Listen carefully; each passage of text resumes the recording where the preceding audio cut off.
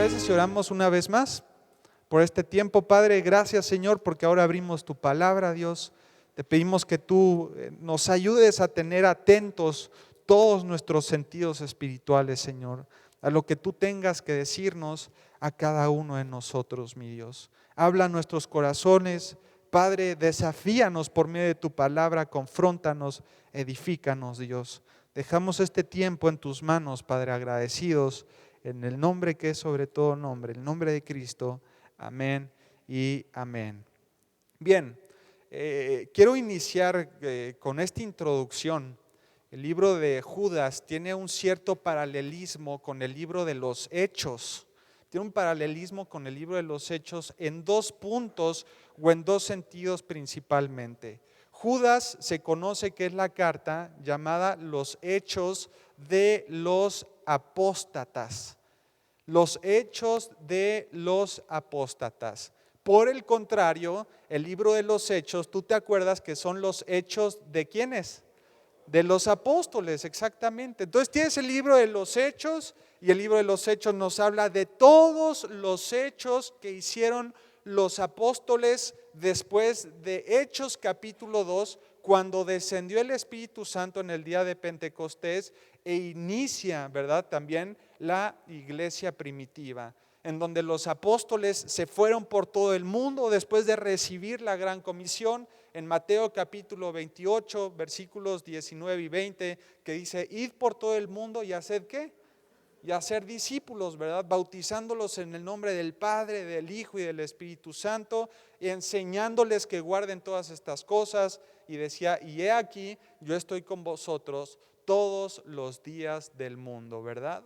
Entonces, después de Hechos capítulo 2, en donde ya el Espíritu Santo viene a morar dentro del creyente de forma permanente, también los capacita para llevar a cabo esta gran comisión.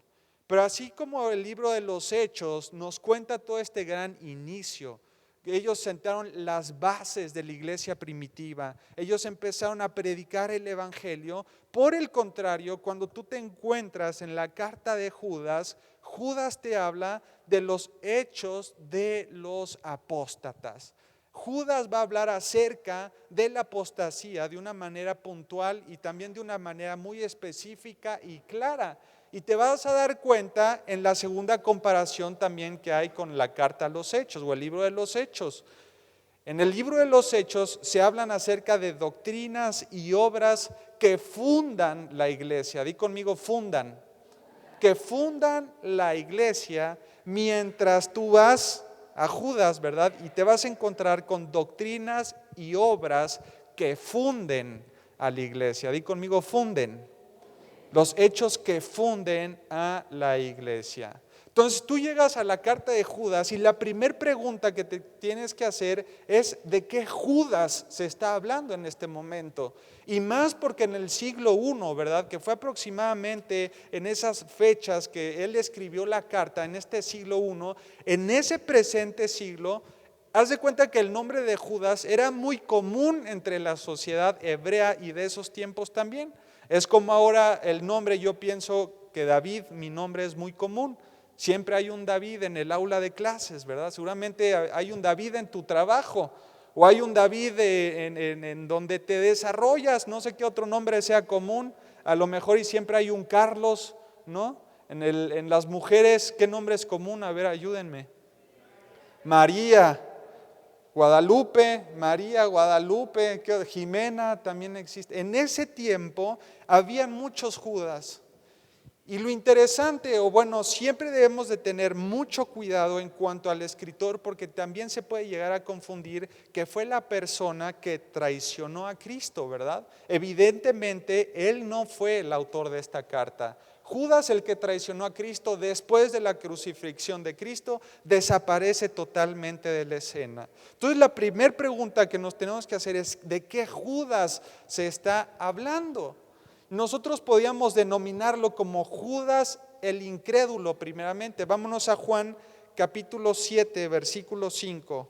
Juan capítulo 7, versículo 5.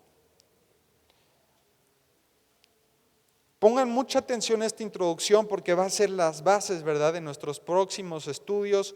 Hoy vamos a ver una parte, en los próximos domingos, si Dios nos lo permite, vamos a ver también otros versículos muy, muy lindos para nuestra vida espiritual. Dice Juan capítulo 7, versículo 5, vamos a ver desde el 4. Dice el versículo 4, porque ninguno que procura darse a conocer hace algo en secreto. Si estas cosas haces, manifiéstate al mundo, porque ni aun que sus hermanos creían en ¿quién? En el mismo Señor Jesucristo. ¿Usted sabía que Cristo tenía hermanos? ¿Sí? ¿Lo sabía? Ok, vámonos ahora a Marcos capítulo 6, versículo 3. Marcos capítulo 6, versículo 3. Vámonos desde el versículo 1. Marcos capítulo 6, versículo 1 en adelante. ¿Está ahí? Amén. Dice la palabra, salió Jesús de allí y vino a su tierra y le seguían sus discípulos. Y llegando el día de reposo comenzó a enseñar en la sinagoga y muchos oyéndole se admiraban y decían, ¿de dónde tiene estas cosas? ¿Y qué sabiduría es esta que le es dada? ¿Y estos milagros que por sus manos son hechos? ¿Ve lo que dice el versículo 3? ¿No es este el quién? El carpintero, hijo de María, hermano de Jacobo, hermano de José y hermano de quién? De Judas, ¿verdad? Y de Simón. Está hablando, este Judas, el hermano de Cristo, es el autor de esta carta que vamos a estudiar en esta mañana. Dice, ¿no es hermano de Jacobo, de José, de Judas y de Simón? ¿No están también aquí con nosotros sus hermanas? Y se escandalizaba la gente de él. Versículo 4, mas Jesús les decía, no hay profeta sin honra, sino en su propia tierra y entre sus parientes y también en su casa.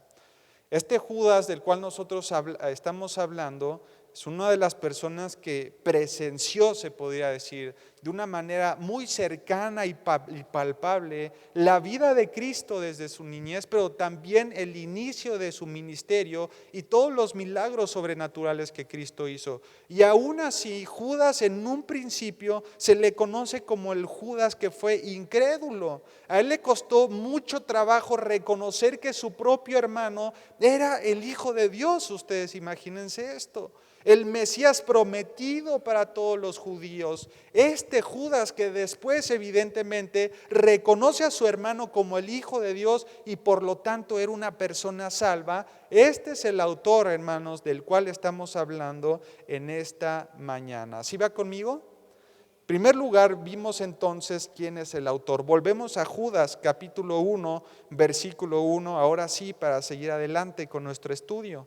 Judas capítulo 1, versículo 1, antes de Apocalipsis. ¿Está ahí? Dice la palabra Judas, ya sabemos que Judas, ¿el hermano de quién? De Cristo. Ve cómo se presenta ahora, de ser un incrédulo, ahora dice que él es un siervo de Jesucristo y hermano de Jacobo. Y fíjate quiénes son los destinatarios, quiénes están recibiendo la carta. Dice, a los llamados, santificados en Dios Padre y guardados en Jesucristo, misericordia y paz y amor os sean multiplicadas. Nosotros debemos de entender entonces que la carta fue dirigida única y exclusivamente, cerrando toda la relatividad y posibles otros destinatarios. La carta la estaban recibiendo los llamados, santificados en Dios Padre y guardados por el Señor Jesucristo, es decir, creyentes. La iglesia es la que estaba recibiendo esta carta. Y déjenme decirles, hermanos, con un corazón bien seguro y convencido, que esta carta también es dirigida para cada uno de ustedes. Amén. Si está dentro del canon bíblico, si está dentro de los 66 libros de la Biblia, es porque Dios quiere decirte algo a través de ella. Y yo quiero que te la tomes como una manera personal. Está llamado a los santificados. Si tú ya decidiste poner en algún momento de tu vida tu fe y tu confianza en la obra redentora de Cristo, déjame decirte entonces que eres una persona llamada, eres una persona santificada y guardada por el poder de Cristo. Amén. Por lo tanto, esta carta también es dirigida a nosotros. Después vemos el versículo 2 y dice, misericordia y paz y amor os sean multiplicados. Y de esta manera vamos a entrar ya al versículo 3. ¿Se dieron cuenta qué rápido? Ya nada más nos faltan 23 versículos, hermanos. Dice el versículo 3, amados. Judas no utilizaría esta característica, esta palabra amados, si no fuera dirigida hacia ustedes, hacia la iglesia. Es por eso que les dice amados, por la gran solicitud que tenía de escribiros acerca de nuestra común salvación. Lo recalca Judas, me ha sido necesario escribiros, exhortándoos que contiendas ardientemente por la fe que ha sido una vez dada a los santos. Quiero que ahora pongas atención en estas dos expresiones que utiliza Judas. En primer lugar, después del amados, después de la coma, dice la gran solicitud que tenía. Y después más adelante, después de la segunda coma, dice, me ha sido necesario escribirles. Es decir, Judas, el hermano de Cristo, por medio de la inspiración del Espíritu Santo, estaba sintiendo en su corazón, estaba sintiendo esta dirección. Judas estaba siendo empujado, comprimido, consternado, dice Judas, y expresa abiertamente que él tenía y sentía la necesidad de escribir la carta. Tú comparas la carta de Judas con las cartas de Pablo, por ejemplo, a los Filipos o a los Colosas, a Éfeso, a la carta de Pablo a Timoteo, la de Tito o Filemón, y tú te vas a dar cuenta que ninguna de estas cartas el autor expresa la gran necesidad y consternación que sentía para escribir lo que escribía. Solamente Judas. Y cuando tú veas en una carta, hermanos, algo diferente a las otras, es porque algo especial quiere mostrarte Dios a través de eso. Judas se sintió empujado por el Espíritu Santo, es decir, sentía una urgencia tremenda en su corazón de escribirles a los creyentes. Es como cuando tú sientes la urgencia en tu corazón de contestar a lo mejor un WhatsApp, ¿verdad? A lo mejor y tienes 7, 8 conversaciones y tienes 7, 8 mensajes que no has visto o que los dejaste en visto, pero solamente siempre hay una que tú te sientes también con la necesidad de contestar. ¿Sí estás conmigo? Ay, le tengo que contestar a mi mamá que ya le apagué los frijoles, ¿no? Ay, le tengo que decir a mi hijo que descuelgue la ropa. Tú sientes el empuje, la urgencia, la necesidad, y de esta forma, hermanos, Judas, por medio del Espíritu Santo, estaba siendo llevado a escribir esta carta. Si Judas, quiero que piensen esto conmigo inicialmente, si Judas sentía esta urgencia, es porque Dios quiere decirle algo a la iglesia muy, muy importante. ¿Vas conmigo? El Espíritu Santo puso esta carga en su corazón porque sabe que esta carta, escúcheme bien, se convertiría en una de las advertencias, más grandes y más profundas para la vida del creyente. Esta urgencia que vemos la podemos ver reflejada en el versículo 3. ¿Cuál era el motivo de esta urgencia que Judas sentía? Vámonos otra vez al versículo 3. Dice, amados, por la gran urgencia, solicitud que tenía de escribirles acerca de nuestra común salvación, y recalca, me ha sido necesario escribirles. Y después dice, ¿cuál es el motivo? Exhortándoles, advirtiéndoles, animándoles a que ¿qué? A que contiendan ardientemente por la fe que ha sido una vez dada. Esta urgencia que Judas sentía, amados hermanos, en su corazón, es la de contender ardientemente. Hace referencia a luchar, a hacer un esfuerzo extenuante por permanecer. Di conmigo permanecer. Por permanecer en la fe y esforzarse por ser fieles a Cristo.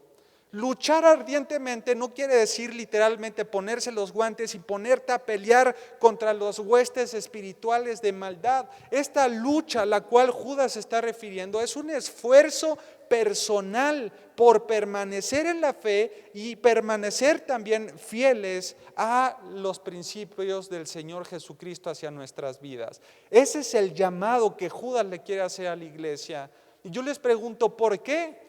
Porque el Espíritu Santo le reveló a Judas que dentro de la iglesia, escúchenme bien, hay dos tipos de personas. Dentro de la iglesia hay dos tipos de personas. En primer lugar están los cristianos reales y en segundo lugar están los cristianos falsos o los que van a llegar un momento a la apostasía. Y la segunda pregunta para todos nosotros en esta mañana es ¿en qué grupo nos encontramos? En algún momento podemos decir, la iglesia qué linda es, ¿verdad? Sí, es hermosa. Qué bonito es venir a la iglesia, sí también. Y hay muchos hermanos muy lindos y que tienen a Cristo en su corazón. Pero tienes que saber, hermano y hermana, que dentro de la iglesia, de aquí mismo, también pueden haber personas infiltradas. ¿Vas conmigo? Personas que no quieren ni respetan a Dios. Y la pregunta es, la tercera, ¿los estamos pudiendo identificar? Yo le decía a mi papá, bueno, esto me llama mucho la atención porque quiere decir entonces que no hay iglesia perfecta. No, no la hay. Y me decía, y si hay una, no vayas porque la vas a regar, la vas a echar a perder, ¿verdad? Dice, no hay una iglesia perfecta. Hay siempre hermanos que siguen luchando con el cuerpo de pecado, ¿verdad? Siguen luchando con las tentaciones. Ves hermanos desanimados, pero también siempre van a existir infiltrados dentro de nuestra iglesia. Y seguimos leyendo lo que dice ahora el versículo 3. Dice, exhortándoos que contendáis ardientemente por la fe que una vez ha sido dada a los santos. Versículo 4. Porque algunos, ¿qué dice? Hombres, personas físicas, seres humanos, dice, han entrado, ¿de qué forma? Encubiertamente. Porque algunos hombres han entrado, dice, encubiertamente. Y hasta aquí quiero hacer también una pequeña pausa, hermanos. La advertencia va ligada directamente a esto. Si en el mundo nosotros sabemos que hay impíos, debemos de estar conscientes que en la iglesia también va a haber impíos. Pero lo que nos llama la atención es que esas personas se están metiendo encubiertamente. Estaba investigando un poquito acerca de esta palabra encubiertamente y me llamó mucho la atención. Me dio una definición muy sencilla. Quiere decir que se introducen sin advertir del peligro que pueden traer. Se introducen sin advertir del peligro que pueden traer. Es lo mismo o es la misma palabra que Pablo utilizaba en Colosenses capítulo 2 versículo 8, que decía, hablaba acerca de las filosofías y huecas sutilezas, ¿verdad? Que se introducen también en la iglesia, en los creyentes, y si no viene según Cristo. Estas personas, seres humanos, se mezclan entre los que son de la iglesia, pero se mezclan no dándonos a conocer que evidentemente no es una persona que no respeta ni sigue a Dios. Todo lo contrario, la palabra de Dios dice que Satanás se viste ¿de qué? De ángel de luz. Por lo tanto son expertos, se podría decir, en poner una careta tal vez de piadosos o de cristianos, pero su corazón está totalmente lo contrario a eso. Son personas que nunca te van a advertir del peligro que pueden tener por adentro. ¿Va conmigo? Continuamos con el versículo 4. Porque algunos hombres se han introducido encubiertamente. Si se estaban introduciendo en ese tiempo, hermanos, estamos hablando en pocos años después de la crucifixión de Cristo, ¿cuánto no más se estarán introduciendo en nuestra iglesia ahora en el 2022? Continúa la palabra y dice, los que desde antes habían sido destinados para esta condenación. Y ve cuáles son las características que son las que vamos a estudiar detenidamente. Hombres impíos, ¿te das cuenta? Que convierten en libertinaje, ¿La qué? La gracia de nuestro Dios. Y niegan a Dios, el único soberano, y a nuestro Señor Jesucristo. Hermanos, dentro de la iglesia es muy fácil, se podría decir, tener un lenguaje religioso. Dentro de la iglesia es bien fácil tener una actitud también religiosa, poner una silla, poner una sonrisa en la cara, levantar las manos, pero Judas dice, cuidado con los que saliendo de la iglesia no son lo mismo dentro de tu iglesia.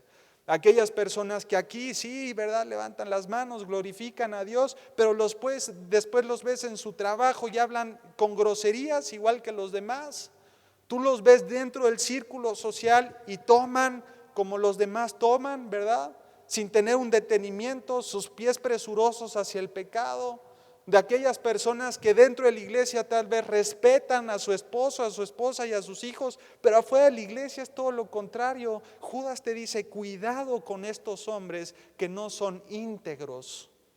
Personas que no son íntegras, porque en primer lugar nos dice la característica, tienen un libertinaje, dice la palabra de Dios, hombres impíos que convierten en libertinaje la gracia de Dios. Quiero que estudiemos juntos ahora esta palabra libertinaje. Significa exceso de lascivia. Esta palabra libertinaje quiere decir un apetito inmoderado hacia algo. Te está hablando de personas que se deleitan en los deseos carnales, se deleitan en lo que sienten y lo que siguen. Y una de las características que más se apega también al libertinaje, uno de los autores, teólogos más reconocidos de este siglo XXI dice, este tipo de personas son las personas inconstantes dentro de la iglesia. Son aquellos que siguen lo que yo siento, eso está bien. Lo que yo quiero, eso voy a perseguir. Y esas personas son las más inconstantes dentro de la iglesia. Tú lo ves 1 o 2 domingos, ¿verdad? En el mes y de repente desaparecen 3, 4 meses y luego volvió a venir. Ay, Juanito, ¿cuánto tiempo sin verte, verdad? Sí, ya estoy de regreso, mano. No, pues es que la pandemia. No, pues es que la viruela del mono, hermano. ¿A poco te pegó? No, pero pues ya está cerquita, hay que cuidarse, chale. Hermanos, estas personas, generalmente los que se apartan, no lo hacen evidentemente para volverse mejores personas, morales o espirituales. Estas personas que salen de la iglesia en momentos lo hacen para poder pecar, escúchenme bien, de una forma más cómoda y deliberada. Estas personas que se alejan de la iglesia lo hacen para poder pecar de una manera más cómoda y deliberada. A mayor luz que una persona recibe en su vida, ¿verdad? Como dice su palabra, lumbrera es a mis pies su palabra, ¿verdad? Hacia mi camino. Tú vienes a la iglesia y cada vez que vienes se abre la palabra de Dios y algo sobrenatural tiene que suceder. La palabra de Dios te confronta, la palabra de Dios te hace consciente de tu pecado y estas personas no aguantan el ser confrontados domingo tras domingo, si es que en la iglesia se abre la palabra de Dios. Y es por eso que ellos vienen solo por un tiempo y después se van para poder seguir pecando, pero con una conciencia más cómoda.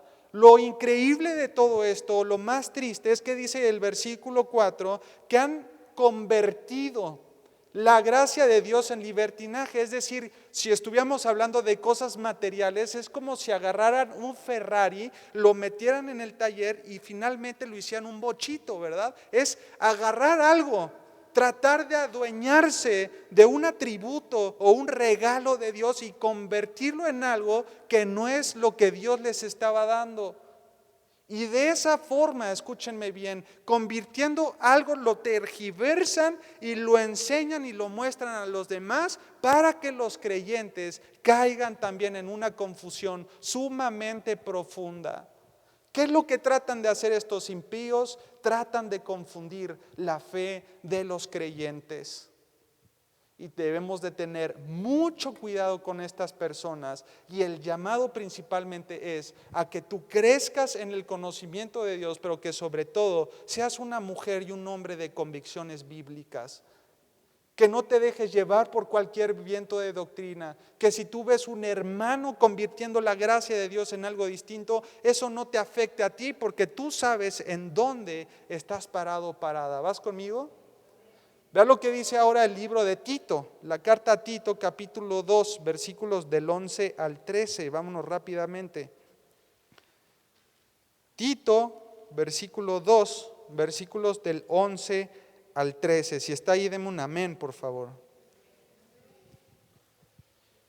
Fíjate qué interesante este versículo, síganme con mucho cuidado. Dice el versículo 11, porque la gracia, ¿la qué? La gracia de Dios se ha manifestado ¿para qué? Para salvación a todos los hombres. Fíjate bien, ¿qué es lo que te enseña la gracia? ¿A qué te lleva la gracia de Dios? ¿Qué es lo que nos enseña? Dice el versículo 12, en primer lugar, a renunciar ¿a qué? A la impiedad. En segundo lugar, renunciar a los deseos mundanos. A los deseos mundanos. En tercer lugar, vivamos en este siglo. ¿Qué es lo que me enseña la gracia? A vivir de una forma sobria, justa y ¿qué más? Y piadosamente. Esa es la verdadera gracia bien direccionada en la vida de un creyente. Aquella persona que se ha topado con la gracia de Dios y ha entendido su esencia, esta gracia te lleva automáticamente a renunciar a la impiedad, a todo lo que tenga que ver con el pecado, a todo lo que tenga que ver que no le agrade a Dios. Tú tienes que renunciar tajantemente a ello. No tienes por qué ser partícipe de la impiedad. La gracia de Dios te lleva incluso a aborrecerla, a sentir un disgusto, porque sabes lo poderosa y lo destructivo que puede llegar a ser el pecado en nuestras vidas. Yo sé que muchos de nosotros, todos de nosotros tenemos un pasado, todos tenemos un pasado, un antes y después de Cristo, ¿verdad? Y tú recuerdas tu antes de conocer a Cristo y tú te acuerdas que a lo mejor y practicabas algunas cosas que no eras tan consciente de aborrecerlas. En algún sentido podrías decir que hasta te gustaban. Aunque te destruían, te gustaban. Pero una vez que llegas a Cristo y al Evangelio, después de Cristo, esas cosas, sientes un aborrecimiento por ellas. ¿Sí me va siguiendo? Es como también el testimonio que me contaba mi padre de su vida. Él era hippie antes de conocer a Cristo. A mí me decía, hijo, yo me fumaba hasta los tapetes de la casa, ¿verdad? Que él era hippie y él decía que pues, andaba con pelo largo, hermanos, chanclas, pues pantalones flojos, playas flojas, peace and love, ¿verdad? Se iba a Huautla, allá a la sierra de Oaxaca por sus hongos, y bueno, ya no lo quiero ventanear tanto, pero él dice, yo llegué con el misionero, con Emilio Anderud, nos predicaron a Cristo. Mi hijo, es bien interesante que Emilio Anderud nunca nos dio prohibiciones. ¿Y yo en qué sentido, pa? Nunca nos dijo, tienes que dejar de fumar, tienes que cortarte el pelo, tienes que cambiar tu apariencia, tienes que vestirte de una manera más formal. Mi hijo David, todas estas cosas fueron cambiando conforme nosotros íbamos aprendiendo las Escrituras. Si estábamos ya un mes, ¿verdad?, estudiando la Biblia, y ya sentía yo en mi corazón la necesidad de cortarme el pelo, de andar bien vestido. Me compré mis zapatitos, mi camisa. Un día mis hermanas me vieron y me dijeron, chiquis, ¿y ahora de cuál te metiste, verdad? Porque esta sí te cambió, Alex, ¿no? ¿Ves? Me metí cristomicina, ¿verdad? Pero dice, Emilio Anderud nunca nos prohibió absolutamente nada. ¿Por qué? Porque la gracia de Dios, hermanos, te enseña a renunciar a la impiedad. La gracia de Dios te enseña a renunciar a los deseos mundanos. ¿Cuáles son los deseos mundanos? La vanagloria de la vida, los deseos de los ojos y los deseos de la carne. La autoproclamación, el egoísmo, el yo quererme poner en el pedestal, el yo querer ser el centro de atención, el querer hacer lo que a mí me gusta. Si a mí me hace bien y me gusta y me divierte, yo lo voy a hacer. Pero la gracia de Dios te enseña, hermanos, a renunciar a todo tipo de deseo mundano. ¿Sabes qué, Satanás? No quiero ni la vanagloria. Perdóname con los deseos de los ojos, pero así como Job, yo he hecho un pacto con Dios. Ni siquiera la vanagloria de la vida, ni los deseos de la carne. El cristiano, por medio de la Biblia, es enseñado a sacrificar su carne y vivir en el Espíritu. A vivir de una manera justa. ¿Qué significa justa? Que hacer justicia y dar justicia a la mayor medida posible. Ser justo en todas las acciones de tu vida. Que si se muere el papá o la mamá y dejó una herencia y son 999 hermanos, ni modo. Vamos a repartir lo que es justo. Y cuando estén en las reuniones, ¿verdad?, de hermanos y de familia, tú siempre lucha por la justicia. Cuando estés en las reuniones de tu privada, en las familiares, en donde estés, siempre el creyente debe de perseguir la justicia. Dice que la gracia de Dios te ayuda a vivir también de una manera santa. ¿Te das cuenta cómo tiene que haber una congruencia entre lo que haces dentro y fuera de la iglesia? Hablar también de una manera piadosa afuera. Hablar de una manera recta, respetar a las autoridades, a tu esposa, a tus hijos. La gracia de Dios te enseña a vivir de una manera piadosa. Pero lo malo es que dentro del mismo contexto eclesiástico, es decir, de la iglesia, los creyentes han tergiversado, como veíamos primeramente, o han utilizado de manera incorrecta la doctrina de la gracia. Vámonos a Romanos capítulo 6, versículo 1, ahora de una manera muy rápida.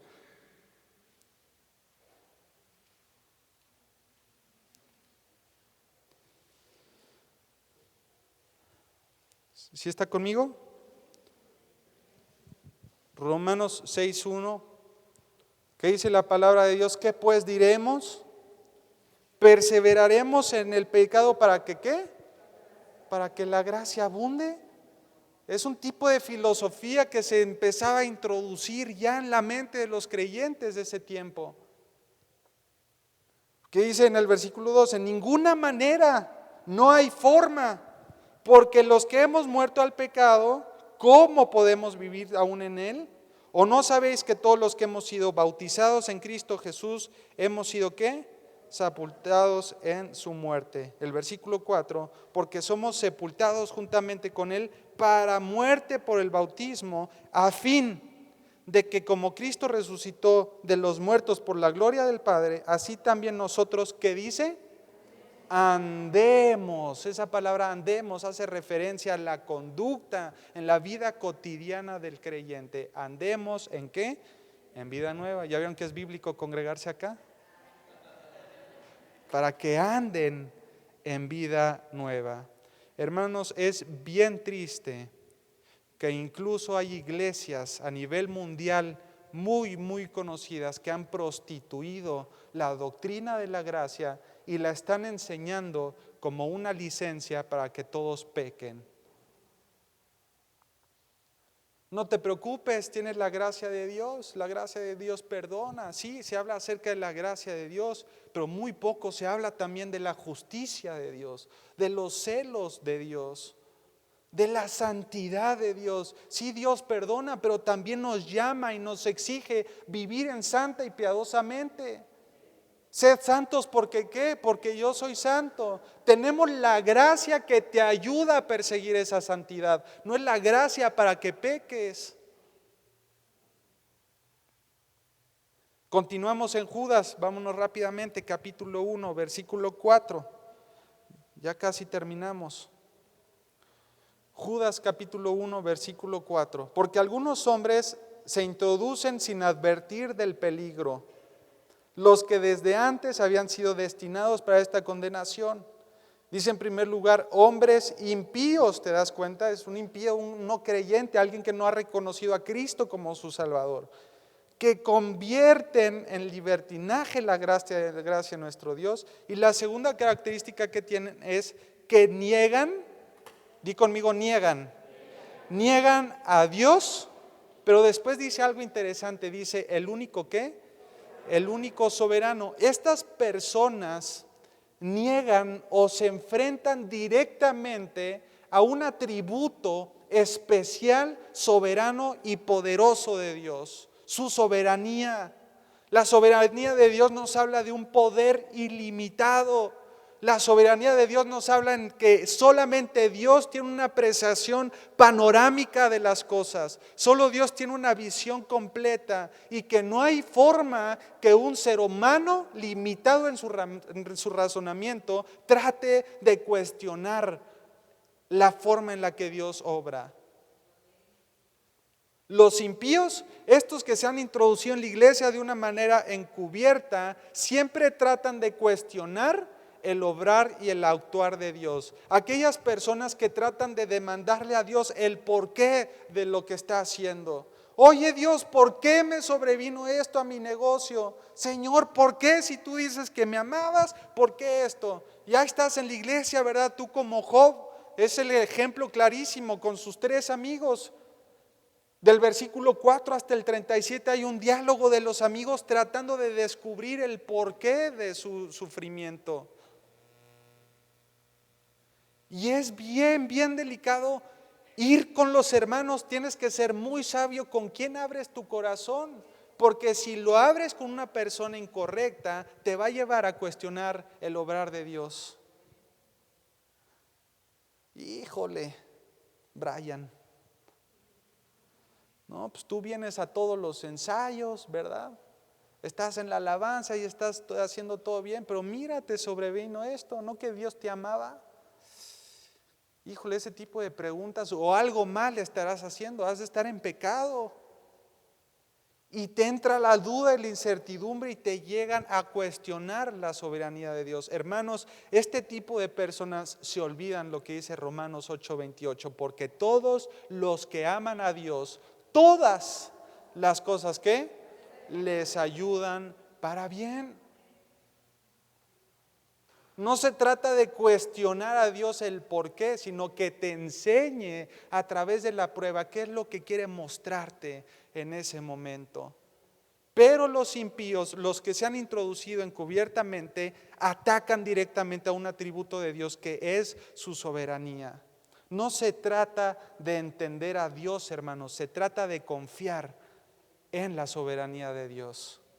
Confiar en ese Dios que salvó al pueblo egipcio, al pueblo hebreo, perdón, de los egiptos, que cuando los llevó al desierto, ¿verdad? Y estaban enfrente del Mar Rojo, muchas personas murmuraron y decían, mejor nos hubiera estado seguir en Egipto, porque mira, aquí vamos a morir.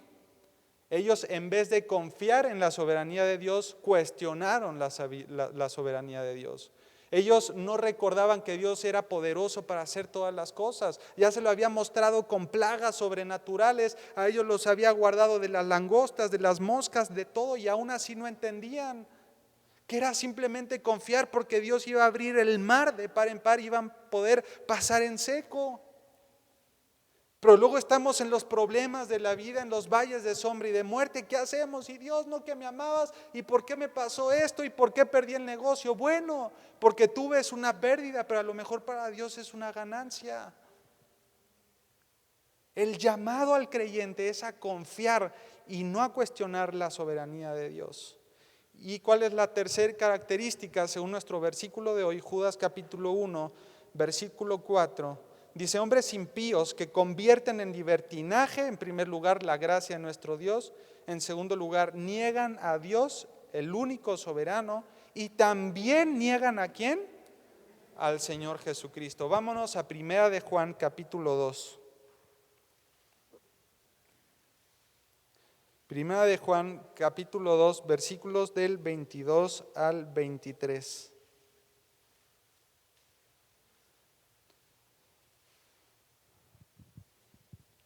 ¿Estás ahí? Dice Juan, ¿quién es el mentiroso? ¿Quién es? Sino el que niega que Jesús, ¿qué? es el Cristo. Mira cómo se le denomina, es ¿qué? Si niegas a Cristo, literalmente le dice, es el anticristo, el que niega al Padre y al Hijo. Estas personas que se habían introducido en la iglesia eran anticristos porque negaban a Dios su soberanía y negaban también al Hijo. Todo aquel, dice 1 Juan 2:23, todo aquel que niega al Hijo tampoco tiene al Padre. El que confiese al Hijo tiene también al Padre. Son anticristos, hermanos, pero quiero que recuerdes una cosa. Estos impíos no te van a anunciar de manera explícita lo que tienen en su interior. No van a entrar por la puerta diciendo, yo soy anticristo. No, pues no. Nadie lo dejaría entrar, lo sacaríamos a patadas. No, no es cierto. No va a anunciar, yo soy el anticristo, yo cuestiono la soberanía de Dios. No, no, no, no. Ojo, porque están introducidos encubiertamente. Se visten como ángeles de luz. Estás en medio de las pruebas y ten mucho cuidado con quién abres tu corazón. Ten mucho cuidado con quién acudes para el consejo, porque si no tienen a Cristo, entonces no van a tener ningún tipo de temor hacia Dios. Y lo más peligroso es que la Biblia dice que las cosas espirituales se tienen que entender espiritualmente. Una persona que no ha nacido de nuevo no es una persona espiritual. Por lo tanto, él no va a entender los hechos espirituales que pasen en tu contexto familiar o a lo mejor dentro de la iglesia. Y por lo tanto, no te van a saber dar un buen consejo porque ni siquiera están pendientes del mundo espiritual. No tienen al Espíritu Santo en su vida para que los guíe a lo mejor a dar un buen versículo bíblico, una palabra de confortación, de consuelo, una palabra de dirección o exhortación. Hermanos, tengamos mucho cuidado. Pero quiero concluir con esto. Aún puede ser que como cristiano te permitas tener ciertas actitudes que solamente le pertenecen a los impíos. En primer lugar, tú puedes tener también ausencia de temor hacia tu Dios. Puedes tener este tipo de libertinaje. A lo mejor y si ya eres sellado y sellada por el Espíritu Santo, pero en algunos momentos permites algunos pecados en tu vida. Esto no puede ser posible, hermanos. Por más mínimo que sea, no puedes permitirte el pecado en tu vida. Algunas veces nosotros mismos podemos decir abiertamente por medio no de nuestras palabras, de nuestro accionar, que hemos distorsionado también la doctrina de la gracia, convirtiéndola en una licencia también para pecar. Esto no puede ser posible porque solamente es una característica de los impíos. O tú viste lo que es ahorita negar a Dios y su soberanía y tú dices, híjole, pues sí está pesado, pero a veces lo hacemos. A veces cuestionamos, ¿verdad?, a Dios. Lo negamos. Por más difícil o grande que haya sido tu pérdida, nunca lo hagas, porque entonces serías denominado como un anticristo. El llamado esta mañana no es a cuestionar, es a confiar en la soberanía de Dios. Amén. Vamos a orar. Dios, gracias, Padre, por tu palabra, Señor. Gracias por esta hermosa carta que es dirigida a todos nosotros. Esta carta de Judas, Dios, llena de tantas advertencias. Gracias, Señor, porque nos desglosas de una manera muy clara las características, el actuar de estas personas. Mi Dios, ayúdame a no ser o no tener alguna de estas actitudes, mi Dios. Perdónanos si te hemos cuestionado en algún momento, Padre. Perdónanos si hemos tomado tu gracia, Señor, de una forma incorrecta.